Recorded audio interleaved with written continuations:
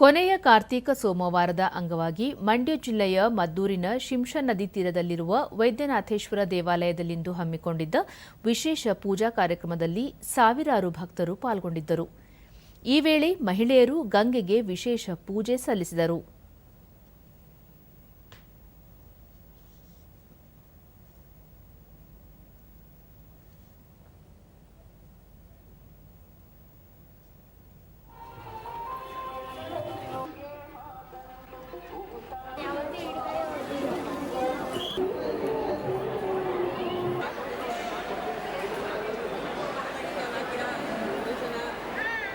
ನಾವು ಹುಟ್ಟಿದಾಗ್ಲಿಂದನೂ ದೂರದರ್ಶನದೊಂದಿಗೆ ಭಕ್ತ ಕೃಷ್ಣ ಪ್ರತಿ ವರ್ಷ ಕಾರ್ತಿಕ ಮಾಸದಂದು ದೇವಸ್ಥಾನಕ್ಕೆ ಬಂದು ಹರಕೆ ತೀರಿಸುವ ಪದ್ಧತಿಯನ್ನು ಅನುಸರಿಸಿಕೊಂಡು ಬರುತ್ತಿದ್ದೇವೆ ಎಂದು ತಿಳಿಸಿದರು. ಈ ದೇವ್ರನ್ನ ಮಾಡಿದೀವಿ ನಾವು ಇಲ್ಲೇ ಬಂದು ಪ್ರತಿ ವರ್ಷನೂ ಹೊರಗಡೆ ಕಟಿಂಗ್ ಮಾಡಿಸ್ದೇನೆ ಪ್ರತಿ ವರ್ಷನೂ ಬಂದು ನಾವು ಇಲ್ಲಿ ಮುಡಿ ತೆಗೆಸ್ಕೊಂಡು ಹೋಗ್ತಾ ಇದ್ದೇವೆ. ನಾವು 11 ವರ್ಷದವರೆಗೂ ಹೊರಗಡೆ ಎಲ್ಲೂ ಕಟಿಂಗ್ ಮಾಡಿಸ್ದೇನೆ ಇಲ್ಲೇ ಮುಡಿ ತೆಗೆಸೋ ಪದ್ಧತಿ ನಮ್ಮಲ್ಲಿತ್ತು.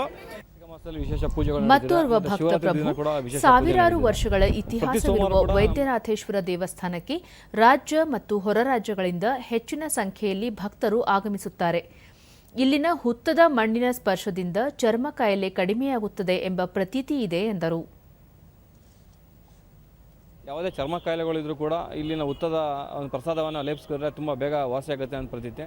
ಮಾಮೂಲಿ ಗಂಗೆ ಪೂಜೆ ಮಾಡ್ತಾರೆ. ಸ್ಥಳೀಯರಾದ ಆಶಾ, ಗಂಗೆ ಪೂಜೆ ಮಾಡಿದರೆ ಕಷ್ಟಗಳು ದೂರವಾಗುತ್ತವೆ, ಅನೇಕ ಜನರ ಕಷ್ಟ ಕಾರ್ಪಣ್ಯಗಳು ಪರಿಹಾರವಾಗಲಿವೆ ಎನ್ನುವ ನಂಬಿಕೆ ಇದೆ ಎಂದು ತಿಳಿಸಿದರು. ಕಷ್ಟಗಳೆಲ್ಲ ಪರಿಹಾರ ಆಗುತ್ತೆ ಅಂತ ತುಂಬಾ ದೂರಿನೆಲ್ಲ ಬರ್ತಾರೆ. ಬಟ್ ಕೋಟ್ಯಾಂತರ ಜನ ಇಲ್ಲಿ ಬಂದ್ರೂ ಎಲ್ಲರಿಗೂ ಒಳ್ಳೆಯದಾಗಿದೆ. ದೇವಸ್ಥಾನದ ಅರ್ಚಕ ಷಣ್ಮುಖ, ಚೋಳರ ಕಾಲದಲ್ಲಿ ಸ್ಥಾಪನೆ ಆಗಿರುವ ಈ ದೇವಸ್ಥಾನಕ್ಕೆ ಶಿಂಷಾ ನದಿಯಲ್ಲಿ ಮಿಂದು ಒದ್ದೆ ಬಟ್ಟೆಯಲ್ಲಿ ಪ್ರದಕ್ಷಿಣೆ ಹಾಕಿ ಹುತ್ತದ ಪ್ರಸಾದ ಪಡೆದರೆ ಚರ್ಮ ಕಾಯಿಲೆಗಳು ದೂರವಾಗುತ್ತವೆ ಎನ್ನುವ ನಂಬಿಕೆ ಇದೆ ಎಂದರು. ಇದು ಚೋಳರ ಕಾಲದಲ್ಲಿ ಬೆಳೆದಿರುವಂಥ ದೇವಸ್ಥಾನ. ಒಳಗಡೆ ಹುತ್ತ ಇರೋದ್ರಿಂದ ಸ್ವಯಂಭೂ ಸ್ವಾಮಿ ಅಂತ ಹೇಳಿ ಪ್ರತೀತಿ ಇದೆ. ದೇವಸ್ಥಾನದ ಟ್ರಸ್ಟ್ ಅಧ್ಯಕ್ಷ ಶಿವರಾಜು, ಕಾರ್ತಿಕ ಮಾಸ, ಶಿವರಾತ್ರಿ, ಯುಗಾದಿ ದಿನಗಳಂದು ವಿಶೇಷ ಪೂಜೆಗಳನ್ನು ಹಮ್ಮಿಕೊಳ್ಳಲಾಗಿದ್ದು ಭಕ್ತರಿಗೆ ವಸತಿ ಸೇರಿದಂತೆ ಮೂಲ ಸೌಲಭ್ಯ ಕಲ್ಪಿಸಲಾಗಿದೆ ಎಂದು ಹೇಳಿದರು. ಪ್ರತಿನಿತ್ಯ ಹರಿತಿದೆ.